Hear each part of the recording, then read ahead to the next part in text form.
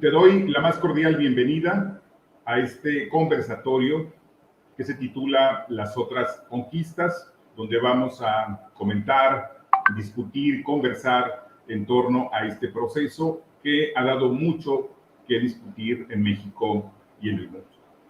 Para esta conversación tenemos con nosotros a la doctora Cecilia Sheridan. Bienvenida. Gracias, César. La doctora Sheridan está adscrita al CIESAS Noreste, que es un centro de investigación CONACYT aquí en Monterrey, México, pero además tiene una muy amplia trayectoria que la convierte en una voz autorizada sobre el tema que hoy tocaremos, ¿no? Entre otras cosas, es autora de este libro que se llama justamente La fronterización hacia el norte de la Nueva España, y del que se han dicho muchas cosas, entre ellos, por ejemplo, Susan Deed ha dicho que esta obra constituye una aportación original, audaz e indispensable al corpus de investigaciones empíricas y teóricas sobre la historia y conceptualización de las fronteras, no solo de México, sino de otras áreas del mundo, ¿no? Ese es el concepto que hace Susan Deed, profesora emérita de Northeast Arizona University. Entonces, partiríamos de lo básico, doctora Sheridan. ¿Por qué es importante hacer estas distinciones entre lo que pasa en la conquista en el centro y lo que pasa en el norte en términos muy generales? Muchas gracias, César, por la invitación y al Centro de Estudios Humanísticos, que me alegra mucho estar y cooperar y participar con ustedes y compartir algunos de mis pobres conocimientos, pero que puedan ser útiles para pensar la idea de conquista. Pensaría, en primer lugar, que no existe la conquista. No podemos hablar en singular, por eso me parece muy atinado el título de este conversatorio, que hablemos de las conquistas, las otras, no la de la toma de Tenochtitlan, esa noche del supuesto 13 de septiembre de 1521, sino lo que sucede más adelante en otras regiones de México.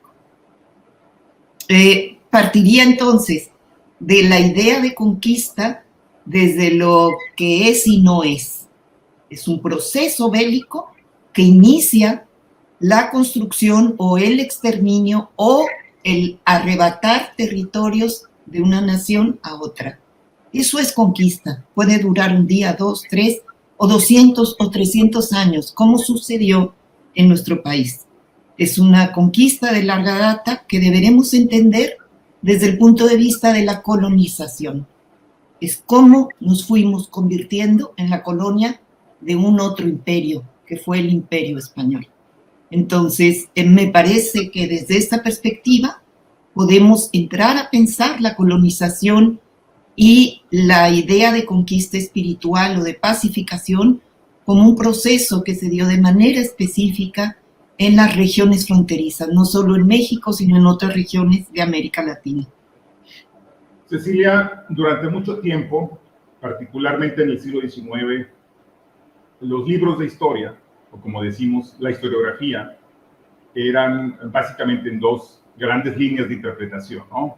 Por una parte estaban los hispanistas, que subrayaban la importancia de la presencia hispana y la huella de la corona, y por otra parte estaban los aztequistas, que por supuesto exageraban el papel de los pueblos originarios.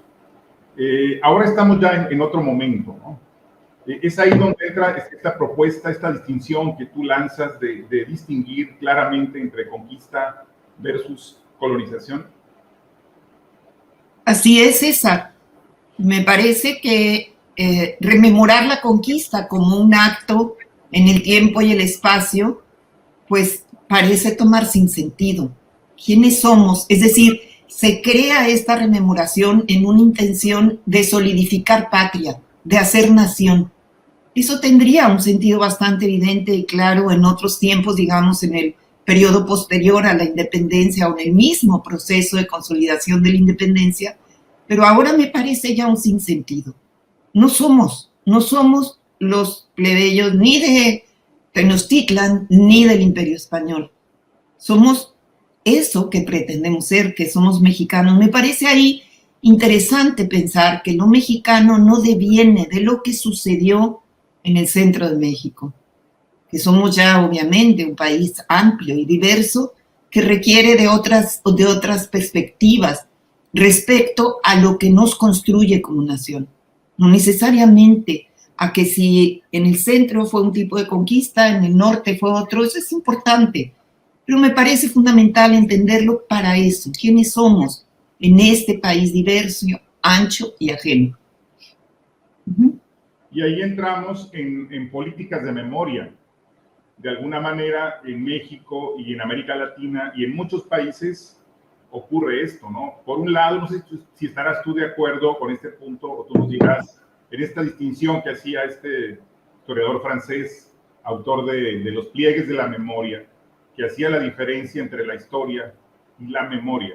No sé si tú compartes esa idea de que la historia como disciplina es un poco más científica, académica, pretendidamente objetiva, y la memoria, que es colectiva, casi siempre los gobiernos se la apropian para fines políticos.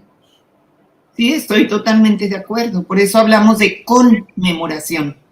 Es decir, rememoramos procesos que supuestamente pasaron o no pasaron. Al final de cuentas, pueden ser, incluso pueden estar sustentados en mitos, como esta idea de la toma de Tenochtitlan el 13 de septiembre, que ahora ha dado lugar a construir, no sé si lo has visto, en medio del Zócalo, una espantosa pirámide de cartón para celebrar esta conmemoración.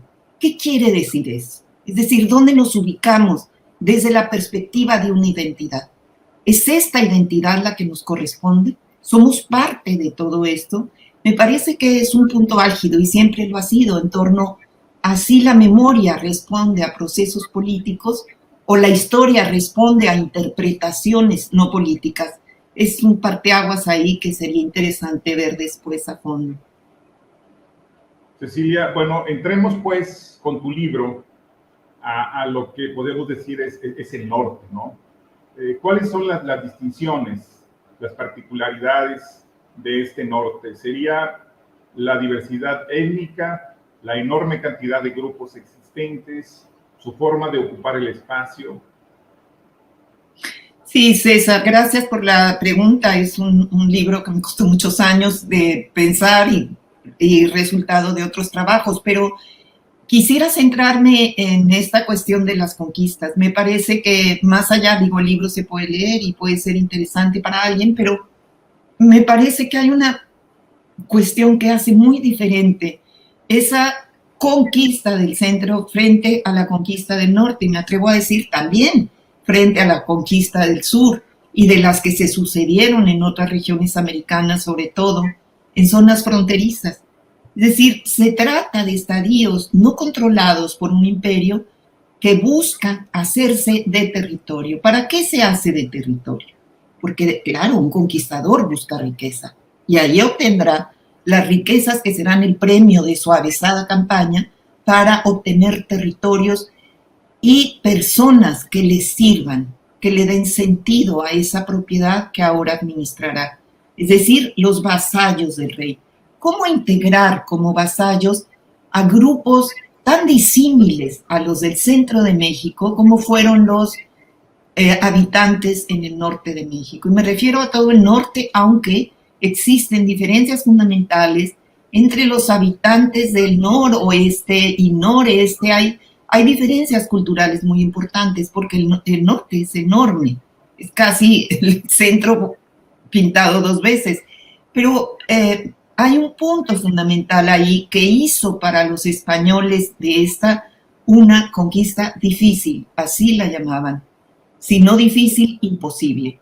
¿Qué era este factor? Y el factor fundamental eran los grupos indígenas que habitaban la región noreste, sur, un poco noroeste, en donde había una fisura importante de la comprensión del mundo.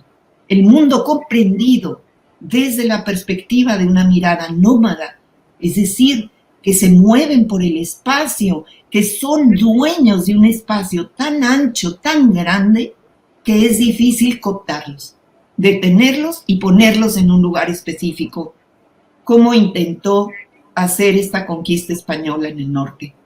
¿Qué es lo que los hace diferentes? Precisamente eso, su movilidad.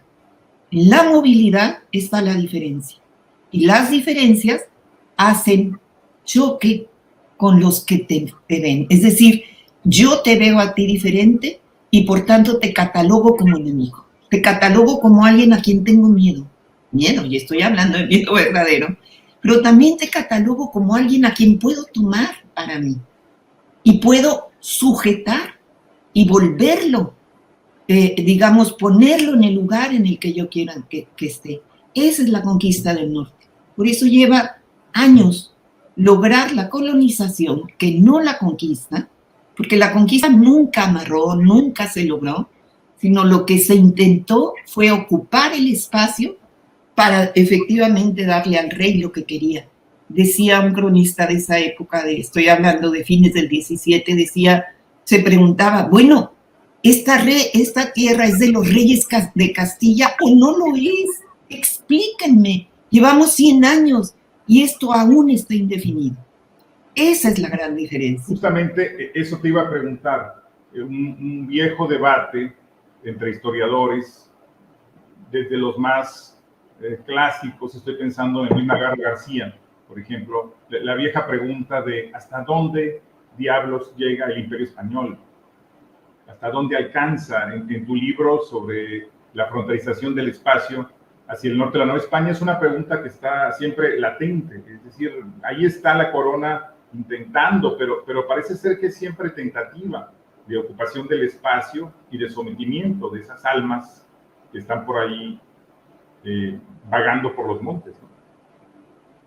Esa misma pregunta se hacían los propios españoles, sobre todo estoy pensando en autoridades militares. ¿Cuáles son los límites de lo que somos como imperio? Y por supuesto, esa pregunta lo que lleva es a la tentación de extender esos límites. No existen límites. Los límites se imponen cuando otras naciones extranjeras, como fue Inglaterra y Francia, dicen, no, y aquí está libre el espacio, déjame ver qué puedo hacer con él. Ahí es donde empiezan los límites, cuando hay un concurso de naciones europeas que pelean por esos mismos espacios. Pero eso ya no es conquista, esto es una cuestión ya a nivel diplomático, de confrontación diplomática. ¿Cuáles son los límites de la Nueva España previo al interés de otras naciones por esos espacios? Pues los límites de la Nueva España eran su poder dentro de Europa, eran su capacidad de inversión en las nuevas conquistas y sobre todo su capacidad de controlar o no a la población que se encontraba en los lugares que buscaban como apropiados para ser colonizados.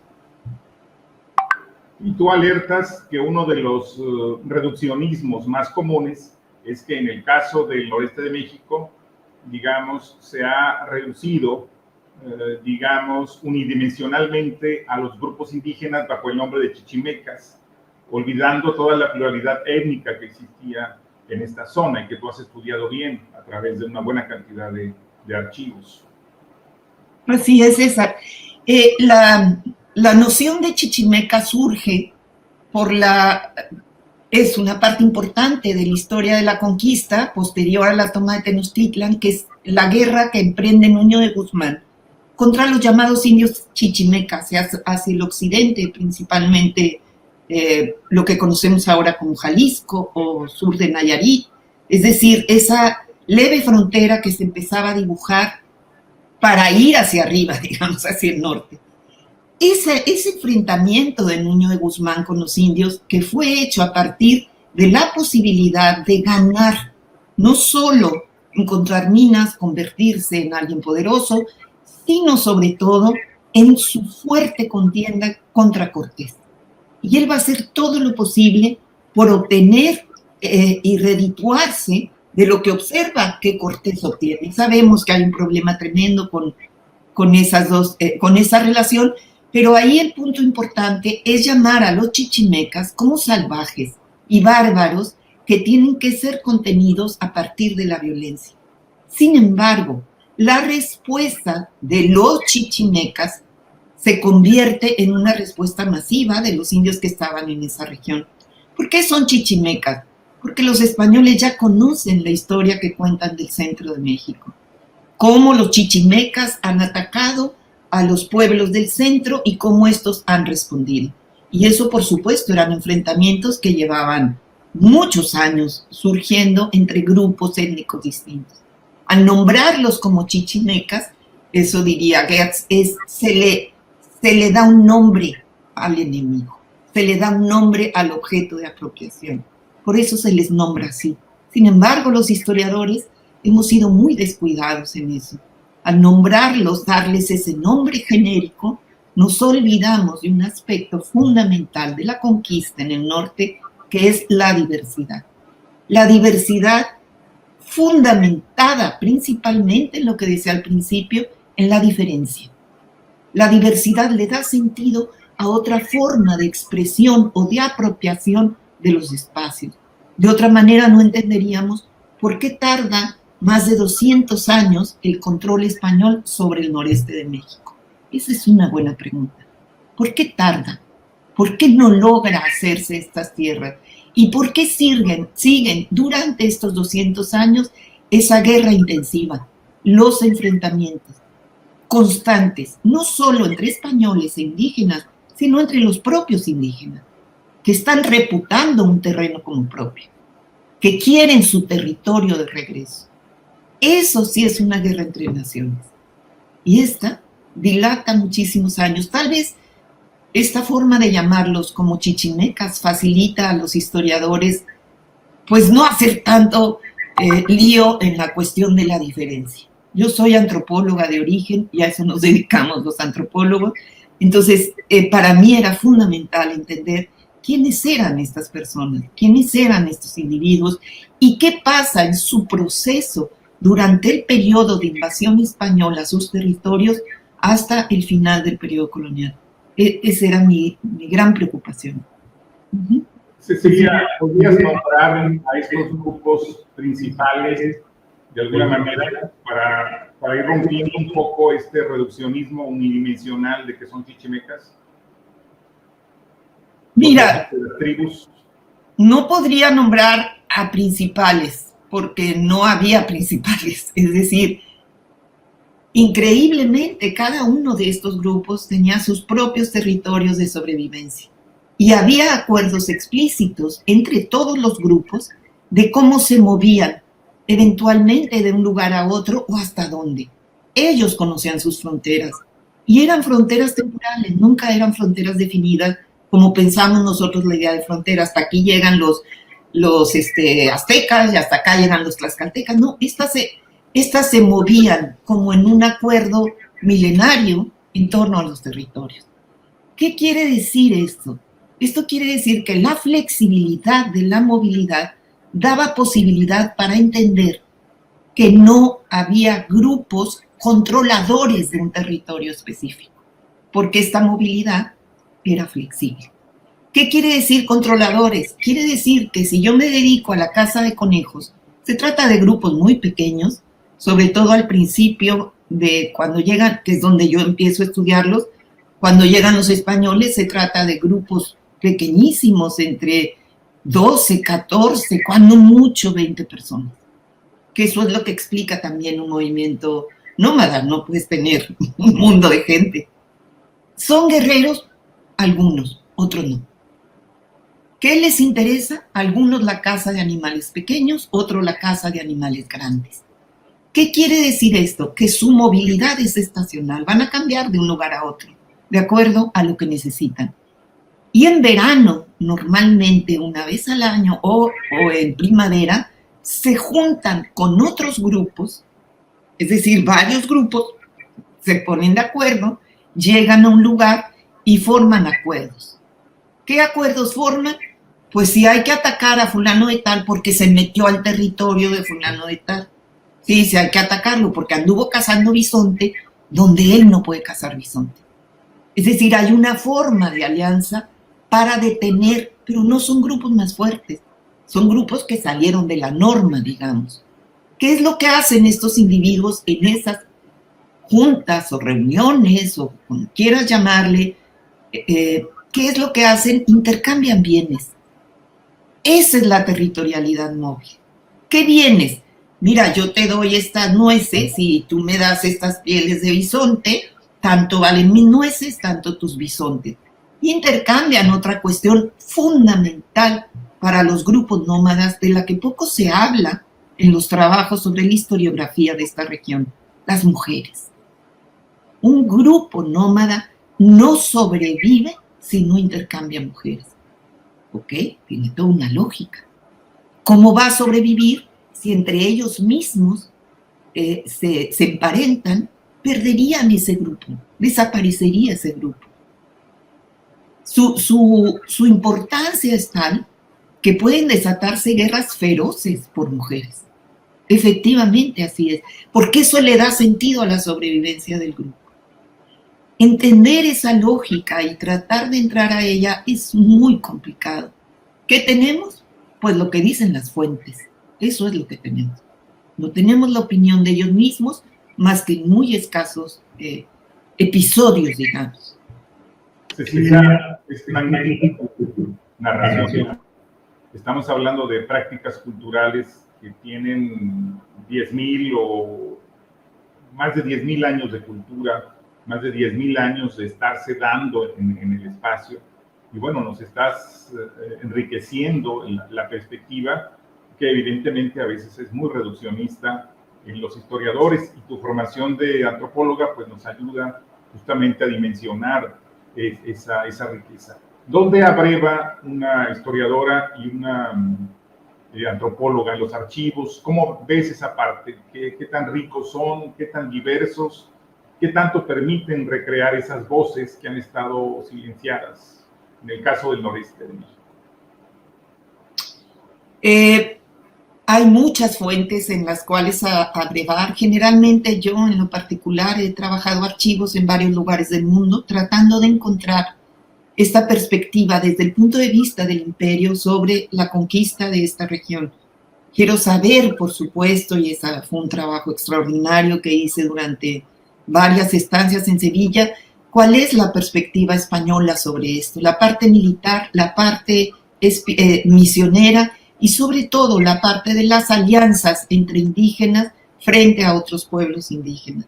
Es documentación que está organizada en el Archivo General de Indias, en donde he trabajado y disfrutado muchísimo de gran parte de mi acervo está ahí. He trabajado en Roma también. En Roma, en el Archivo del Vaticano, existe una fuente interesantísima sobre la historia del norte de México, muy interesados en entender, sobre todo desde el punto de vista del franciscanismo, qué fue lo que sucedió en esta región. Esa es otra de las fuentes importantes, es el Archivo Franciscano del Vaticano, que es extraordinario lugar también, y otras fuentes más en Estados Unidos, en México. He trabajado, pues sí, obviamente, en los archivos locales, en los archivos regionales. Mi primer, digamos, brinco así importante a cuando me di cuenta de que esto era una locura de lugar fue el Archivo Municipal de Saltillo. Precisamente ahí empecé a encontrar estas como intenciones que se harían posteriormente pues muy importantes. Esas son mis fuentes. Y las otras fuentes pues son abrevar también en la teoría de la antropología. ¿Qué es esto de la diferencia? ¿Qué es esto de la identidad étnica? ¿Qué quiere decir ser o no chichimeca? ¿Qué quiere decir ser o no de tal nación? Es decir, hay toda una preocupación teórica de mi parte para tratar de entender y dejar de esencializar a los indios del norte. Ese es, digamos, como mi principal objetivo. La mayoría o gran parte de la historiografía sobre el norte esencializa a los indios. Eran grupos nómadas armónicos que se tiraban abajo de un huizache y disfrutaban el paisaje. Eso hay que destruir, porque de otra manera no entendemos qué pasó en la conquista, qué pasó en la colonización y cómo se llevó a cabo. Doctora Sheridan, la corona española pues intentó de todo para someter, para conquistar a estos grupos, y usted nos comenta, nos ilustra, nos recrea, ¿no? Primero empezaron con dos instituciones fundamentalmente, ¿no? Una es la misión y otra es el presidio. Pero a nivel local, bueno, por supuesto, el norte va a ser, digamos, focalizado por dos órdenes. En el noroeste, los jesuitas; en nuestra región, en el noreste, los franciscanos. Y eso va a desembocar en dos categorías que usted maneja, que son madrineros, misioneros y madrineros. ¿Pudiera un poco ampliarnos sobre este proceso y cómo se fue dando? Sí, César, muchas gracias. Es una pregunta muy compleja y larga de responder. Sin embargo, voy a tratar de llevarlo a lo que empezamos el conversatorio, que es la cuestión de la conquista o la idea de conquista. Mucha gente en conferencias me pregunta, pero sí hubo una conquista pacífica. Se trataba de que no fuera siempre bélica. Pues no sé dónde la hubo, pero en las fronteras no. ¿Qué quiere decir esta idea de conquista pacífica? Ese es un argumento político de la corona española. Vamos a llevar a cabo una conquista pacífica porque de otra manera los indios van a ser exterminados. Digamos, sería como... Sin embargo, esa conquista pacífica fracasa, llega a un límite y se convierte en un problema para la corona. Vas a ver en el libro que presentas ahí, que aparece, el de la fronterización, que empiezan a surgir diversas políticas, mucho dependiendo de los tiempos, mucho dependiendo del espacio, porque sabemos que eso es la historia, es tiempo y espacio. Y en ese sentido, habría que tomar una de las líneas que yo trabajo a más profundidad, o trabajé y ahora contemplo como parte importante de mi argumento, son las misiones franciscanas. ¿Qué sucedió con ellas? Sí, efectivamente, se trató de una conquista pacífica. ¿Cómo fue? Lo que llamamos lo que llamaba la empresa española como la conquista espiritual. Primero conquistamos el espíritu de los individuos y luego sus tierras, o viceversa. Primero sus tierras y luego contemplamos la parte espiritual, porque son almas perdidas que están en manos del demonio, que los sujeta y los contiene, y venimos a salvarlos de eso, es decir, sacarlos del pecado original. Sin embargo, en este proceso, los españoles se sienten totalmente limitados, por una razón o por varias razones. No entienden quiénes son estos indios. Son indios que pelean, hacen pactos de paz, al día siguiente vuelven a pelear, los matan, los rematan, se los comen, se los desayunan. Es decir, hay un montón de factores que durante décadas no logran entender qué pasa. Y tienen una maravillosa idea, el virrey Velasco, que yo me hubiera encantado conocerlo personalmente, dice, ¿qué tal si le decimos a nuestros aliados tlaxcaltecas que vayan para allá a enseñarles los beneficios de la civilidad? Y toma a los tlaxcaltecas, y ellos acceden, obviamente, como conquistadores. Y los tlaxcaltecas se saben conquistadores, igual que sucedió con los otomí y otros grupos, pero el tlaxcalteca tiene un enorme poder en ese momento y es enviado a diversos lugares del noreste. Sabemos esa historia, también se ha vanagloriado y los tlaxcaltecas, estos héroes, eran conquistadores, no eran los héroes. Igual iban a golpear a los indios, igual iban a acabar con ellos. Esa es la particularidad de no pensar en una conquista. También ellos son conquistadores, también buscan beneficios. Llegan los tlaxcaltecas y el virrey los llama indios madrineros. Van a ser los madrineros porque si los estoy convirtiendo a la religión, necesitan madrina, necesitan alguien que los oriente, que les diga cuáles son sus funciones. Y así es como surge esta historia de los tlaxcaltecas, muchos mitos también sobre esta historia, y como indios madrineros. Es decir, la infidelidad va a ser acotada a partir del ejemplo. Uno, a partir de la cruz, que es tan fuerte y tan agresiva como la espada, y a partir de la espada. 3 factores: la misión, el presidio y los madrineros. Ahora, hay que ver qué pasó, cuál fue el proceso de esta supuesta armonía, digamos, para la colonización, que se destruye y no logra encajar en la perspectiva de conquista del Imperio Español hacia esta zona. Y luego también tendremos esa difícil coexistencia, ¿no? En los lugares como en Saltillo o por ejemplo en Bustamante, donde van a coexistir el pueblo tlaxcalteca, el pueblo español y los alazapas. O sea, los tres grupos van a estar ahí interactuando y es muy difícil. Hay un trabajo, por ejemplo, sobre el caso de Bustamante, de cómo se da la difícil coexistencia entre estas tres formas de ver el mundo, la vida, la naturaleza, las relaciones humanas. Eso es un proceso también que falta explicar, ¿no? No es nada más los tlaxcaltecas y llegaron y ya inventaron o enseñaron a hacer el pan y las empanadas que hoy disfrutamos en todo el norte, ¿no? Sino es mucho más complejo el asunto. En Saltillo, en Lampazos, en Guadalupe, en todas las zonas donde hubo contacto entre europeos, tlaxcaltecas y pueblos originarios. Así es, César, tienes toda la razón. Y en el libro Anónimos y Desterrados, que es un libro que publiqué en el año 2000, ahí hay muchas referencias a eso y cómo los tlaxcaltecas están exigiendo las tierras de los indios naturales porque ellos nunca se establecen. Todo el tiempo van y vienen, obviamente, porque su vida es nómada y hay mucha movilidad, y eso pone en entredicho la posibilidad de que esas tierras pertenezcan o no a ellos. Hay muchos pleitos entre tlaxcaltecas, tanto en lo que ahora conocemos como Coahuila, que es la Nueva Extremadura, en el Nuevo Reino de León.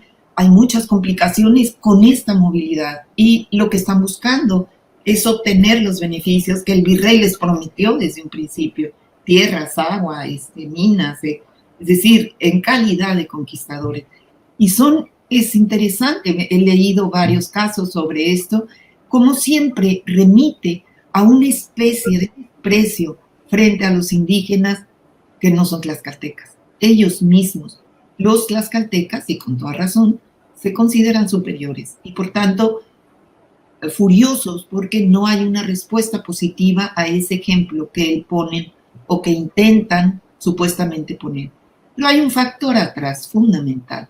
Los tlaxcaltecas, en la mayoría de los poblados, eran carne de cañón contra los indios y eran enviados a atacar a los indios que habían atacado tal o cual pueblo. Cuando hablamos, y esa es una discusión a lo mejor para otro conversatorio, de pueblos originarios, hay que tener cuidado. ¿Qué quiere decir lo originario? Estamos hablando de pueblos, de grupos que cambian de manera sustantiva en el tiempo. Es decir, si piensas en movilidad, piensas en una movilidad no solo física, también mental. Hay que moverse, hay que cambiar, hay que ver otras disyuntivas, hay que ver otros procesos. Eso sucedió con la mayoría de los grupos que no son pueblos, son grupos que se organizan en comunidad dentro de un espacio amplio. Sí, pero esto que señalas es justamente la dificultad de que no tenemos, esta búsqueda que tú señalas es una búsqueda incluso de cómo vamos a conceptualizar a estos grupos, decirle grupos o decirle pueblos o decirle naciones, y ahí es donde tenemos que trabajar todavía mucho más. Bueno, tu libro es una contribución muy importante, pero quizá únicamente el tiempo y la investigación académica posterior pues arroje más datos, ¿no? Necesitamos investigación en más espacios. Pero tú aludías a un asunto que muy pocas veces está en la historiografía, que es el miedo al contacto entre las dos culturas, entre lo europeo y lo otro, ¿no? Y recuerdo un documento que por ahí señalas, de que uno de los grandes miedos de los franciscanos que llegan a evangelizar estas zonas, pues es morir a manos de las flechas de los indios. Pero había otro miedo más grave que tenían los europeos, el miedo a ser comidos por los indios, ¿no? Y ahí por ahí citas un documento de un español que tenía miedo de que se lo comieran los indios. Si quieres un poco ampliar sobre eso, sobre lo que ocurrió. Que hice referencia en la conferencia anterior. Sí, es como ese, hay varios documentos en donde los indios, cuando son tomados presos, porque logran capturarlos después de que matan o hacen alguna algún robo o algo, declaran, y este es un documento de un grupo de españoles que pasa por la Cuesta del Muerto, entre Saltillo y Monterrey, ya existía como tal, así se llamaba Cuesta del Muerto, pasan por ahí y son atacados por los indios. ¿Qué hacen los indios? Se llevan los caballos y se llevan, pues a lo mejor algo de ropa, de que les gustaba mucho la ropa de los españoles. Pero no se los llevan a los españoles, los matan y los dejan muertos ahí. ¿Por qué los dejan muertos? Eso se convirtió en una afrenta para los propios españoles. Normalmente se los llevan vivos y luego los hacen, como decían, tlatole, y se los comen y los hacen barbacoa. ¿Qué pasó? ¿Por qué estos no fueron sujetos de barbacoa? Y cuando los indios responden, no es que no nos guste la barbacoa es muy importante entre nosotros. Estos españoles olían muy mal, apestaban, y nosotros no comemos carne que apesta, que huele mal. Vaya a saber qué habrán comido, vaya a saber si no se bañaban. Es decir, hay un vínculo de distancia cultural enorme. Y a este agregaría otro documento de una descripción que hace un misionero y dice, son muy extraños los indios de esta región porque se bañan día a día, se meten al río, sea verano o sea invierno, se meten al agua y se bañan. Son realmente extraños. Claro, un español podía pasar meses sin bañarse y eso lo sabemos porque eso es parte de su cultura. En fin, hay muchas anécdotas sobre eso interesantes y que te hacen ver realmente quiénes eran o qué pensaban estos indios.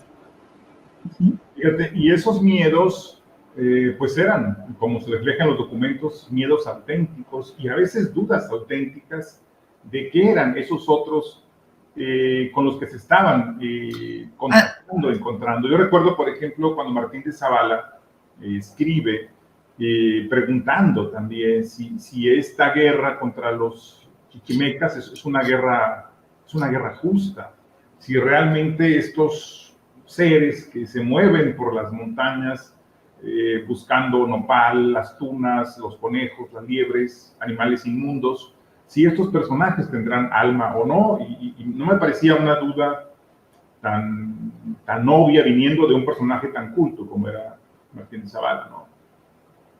Sí, esa interrogación que hace Martín de Zavala, un extraordinario historiador, la hace porque hay una fuerte discusión jurídica sobre el valor o no de la guerra justa. ¿Cuándo es justa una guerra? ¿Cuándo es por injuria conocida? Y esa es una cuestión jurídica que viene desde los romanos y que es traída aquí a México. Hay mucho trabajo y bibliografía sobre la noción de la guerra justa y estos procesos jurídicos a los que hace referencia este historiador.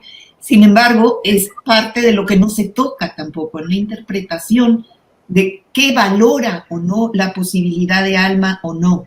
Eso fue muy temprano, desde las primeras juntas conciliares en donde se determinó que tenían alma. O sea, no habría de otra, porque si no el Papa iba a retirar esa conquista de esta zona, de esta nueva región.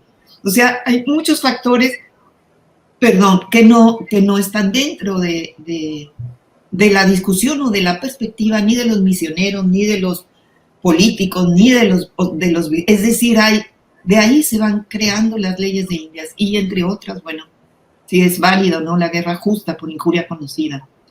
Y antes de eso, tal vez no te contesté la otra parte que me parece como una cuestión muy interesante que ahora estoy trabajando, que son crónicas franciscanas verdaderamente maravillosas, que ya había tocado para ciertos aspectos y ahora estoy trabajando 3 crónicas a fondo. Ahí lo interesante que percibo del miedo dentro de los franciscanos es principalmente el demonio. O sea, el demonio juega un papel fundamental y los indios son como especie de pues seres controlados por el demonio que en realidad no saben que son controlados por el demonio. Entonces, el demonio ahí juega un papel muy importante. El demonio carne y hueso le llaman, puesto dentro de los indios.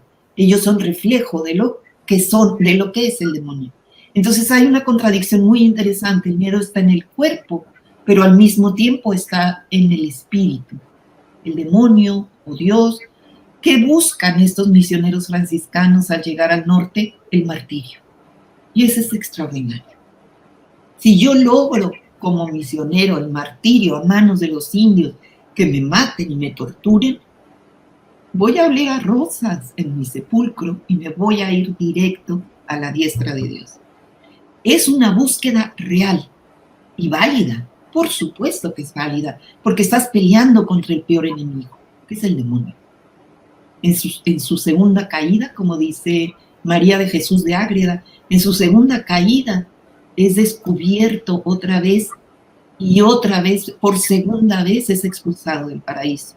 Es decir, cuando muere Jesucristo. Bueno, esa es otra historia muy interesante, pero ¿cuál es el punto importante ahí? El martirio, busco el martirio. Y en un momento dado... Cecilia, digamos, la ruta fácil para el martirio sería que los indios pues te matasen con flechas cuando vas llegando al espacio. Pero ¿qué pasa cuando no te matan las flechas y tienes que quedarte junto a ellos y enseñarlos a sembrar y que no se queden en las misiones y se fuguen y se vayan y no haya forma de que entiendan el español ni se dejen bautizar? Eso es un martirio más complejo, ¿no? Porque hay que sufrir más. Exacto, eso es lo que...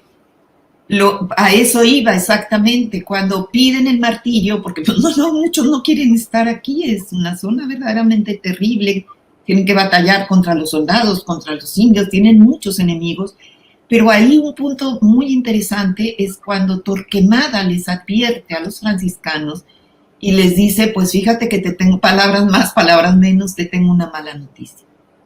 Tu martirio es la muerte en vida. Ese es tu martirio franciscano. La muerte en vida. Vas a estar sufriendo todo lo insufrible, vivo. Porque tu trabajo ahí es transformar a esos indios y convertirlos a la fe. De otra manera, sus almas se perderán para siempre. Es la muerte en vida. Es el peor martirio que pueda tener. Es como estar en un matrimonio forzado sufriendo las de Caín. Esa es la muerte en vida.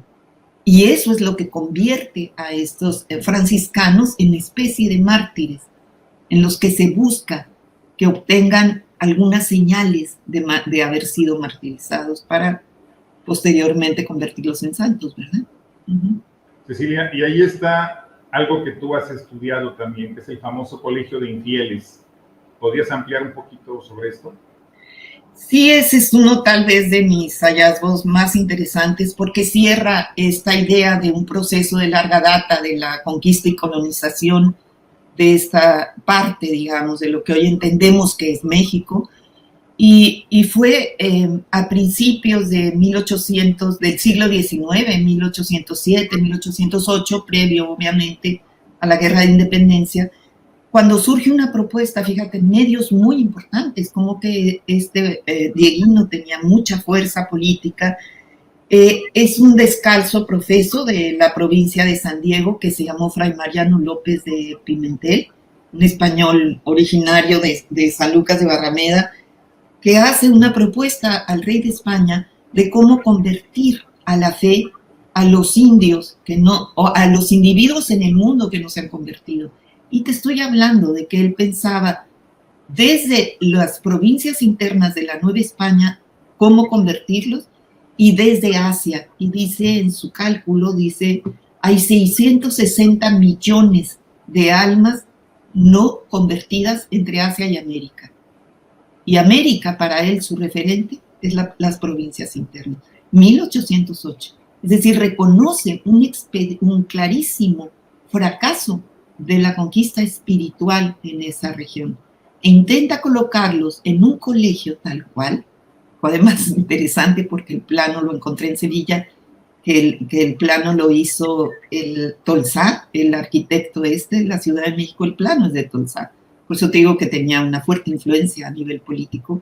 Y Dieguino que acaba, digamos, como una especie de locura, es como un loco maravilloso, iluminado, que intenta hacer un colegio que iba a estar en el castillo de Chapultepec, o cerca del castillo o en algún otro terreno, en donde se metería o se incrustaría a indios niños, cada 10 niños un adulto indio, y para los asiáticos también. ¿Quiénes serían los asiáticos? Los madrineros de estos indios locos que no se dejan convertir, porque reconocían una cultura específica de los asiáticos.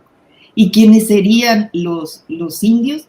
Serían niños que con el tiempo se convertirían en misioneros para volver hacia sus propios lugares de orígenes a transformar a sus congéneres, convertirlos a la fe. Independientemente del documento, que es bellísimo, extraordinario, maravilloso, lo interesante es el reconocimiento. No hubo o no se logró una conquista espiritual en esta región. Nunca se logró conquistar. Digamos, este sería como el colofón, el epílogo de lo que suponemos que fue la conquista de México en ciertos lugares, en ciertas regiones. Ese artículo está en la revista de Historia Mexicana de 2016. Cecilia, llevamos 48 minutos platicando, pero podríamos seguir mucho más y no terminaríamos porque evidentemente pues es mucho lo que hay que contar y reinterpretar. ¿Algo más que tú nos quieras dejar como cierre? ¿Algún libro que tú recomiendes, quizá de los menos esencialistas? No sé si tú crees en Thomas o alguien, algo que tú nos recomiendes para los estudiantes que nos ven en esta ocasión. Pues no un libro en específico. Yo creo que recomendaría autores como Susan Dietz de la Universidad de North Arizona, Cynthia Radin, que ha trabajado de manera muy interesante el noroeste del Imperio Español en México y lo ha constatado con otras regiones como el sur en América del Sur. Podría hacer un listado muy largo, pero tal vez si les das mi correo electrónico y alguien tiene interés en conseguir bibliografía específica, lo haré con mucho gusto. En el último libro de la fronterización hay un montón de bibliografía que puede ser interesante sobre estos temas. Cecilia Sheridan, muchas gracias por esta primera mirada a las otras conquistas.